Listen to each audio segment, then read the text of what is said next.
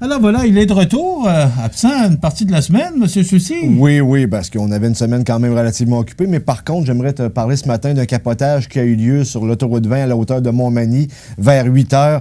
On parle d'un blessé mineur, mais le véhicule, on voit les images à la télé, justement, à l'écran. Écoute, il a terminé sa course dans le terre-plein sur le toit. Heureusement, il y a juste un blessé selon le service des communications de la Sûreté du Québec. C'est pas grave. Là. Non, c'est ça, il y a juste un blessé, il y a un blessé mineur, mais pareil. Il y a des gens qui reconnaissent la voiture. C'est quand même assez impressionnant de voir un véhicule qui fait plusieurs tonneaux pour terminer sa course sur le toit, mais malgré l'accident spectaculaire, on s'en sort bien. Un blessé mineur, mais il n'y a pas de blessé grave. OK. Maintenant, écoute, la Ville de Montmagny qui désire ressusciter le CGS. Oui, je voulais t'en parler parce que... M. le maire, hier, a réagi aux commentaires parce que c'est pas toujours... élogieux, les commentaires qu'on reçoit sur la page Facebook. Les gens qui, derrière un ordinateur, peuvent écoute, être assez...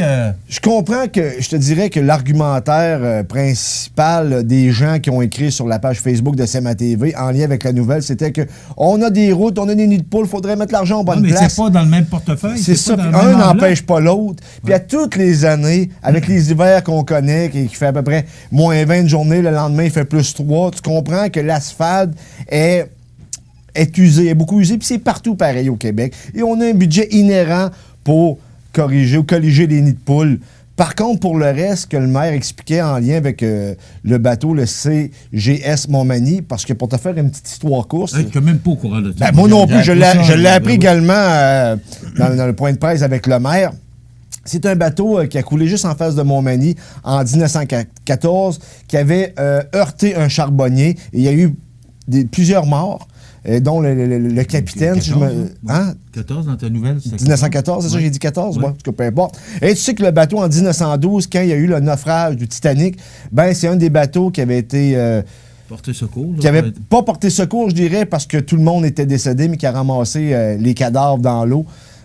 C'est une page d'histoire parce que un bateau du coin qui a été pour faire une forme de sauvetage pour le Titanic, c'est une page d'histoire. Donc, ce qu'on veut faire, c'est qu'on veut le rebâtir à 50% de sa grosseur initiale et en faire un musée bateau avec pour les étudiants également, la population, et avoir une petite salle dedans. Et entre les deux monts, on pourrait installer des voiles pour faire des spectacles de son et lumière. Tu sais que c'est dans le cadre du 375e, et on va essayer de chercher de l'argent du côté de DEC Canada, Développement économique Canada ou Patrimoine Canada.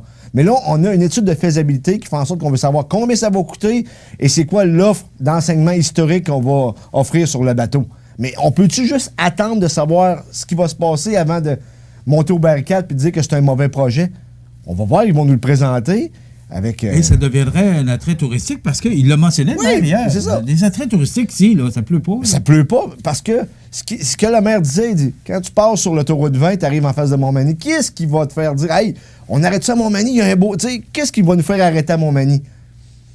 L'offre touristique est assez minime, hein, tu comprends? Mais avec un bateau de la sorte, bien monté, et avec un plan d'affaires cohérent, on pourrait donner un attrait supplémentaire et faire en sorte que Montmagny serait plus attrayante. Parce que tu sais que maintenant, on se bat contre les autres villes pour avoir du monde. On est en pénurie de main-d'œuvre partout au Québec. Il faut être attrayant. Et le tourisme, c'est une belle industrie, là. Rentable. Oui, c'est ça, exactement. Puis si on est capable d'avoir des sous venant du gouvernement fédéral et provincial, que ça coûte pas trop cher, qu'on a peut-être juste le budget d'exploitation, on peut juste au moins, avant de monter aux barricades, regarder le projet et ensuite voir la faisabilité. C'est sûr. Les aboutissants de tout ça. Exactement. C'est sûr que si le bateau coûte 8 millions, on va laisser faire, on s'entend là-dessus, mais prenez une bonne respiration et soyez patient. On va voir la suite des choses. Tu vas suivre ça pour nous? Oui. Et quelques secondes, l'Everest qui a annoncé qu'il est déficitaire.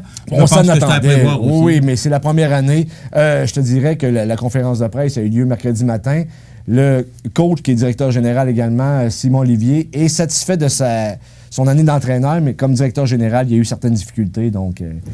Ça reste à suivre. Merci, José. Ça fait plaisir. Merci à Jean Carbonneau à la réalisation et la production de l'émission et à Rénal Lavoie, le prof. On vous invite à trouver d'autres la semaine prochaine pour d'autres émissions d'informations sur la Côte-du-Sud. Bon week-end.